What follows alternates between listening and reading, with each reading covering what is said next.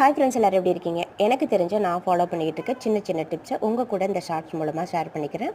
15 நாளைக்கு ஒரு முறை தான் பூஜை அறையை நம்ம க்ளீன் பண்ணணும். அப்படி க்ளீன் பண்ணும்போது ரோஸ் வாட்டர் அந்த மாதிரியெல்லாம் எதுவுமே தேவையே இல்லை. தண்ணியில் மஞ்சத்தூள் கொஞ்சம் கலந்து நம்ம பூஜை அறையை ஃபோட்டோஸ் இதையெல்லாம் தொடச்சாலே போதும். தொடச்சிட்டு அதுக்கு பிறகு மஞ்சள் குங்குமம் வச்சு விளக்கேற்றி வழிபடலாம்.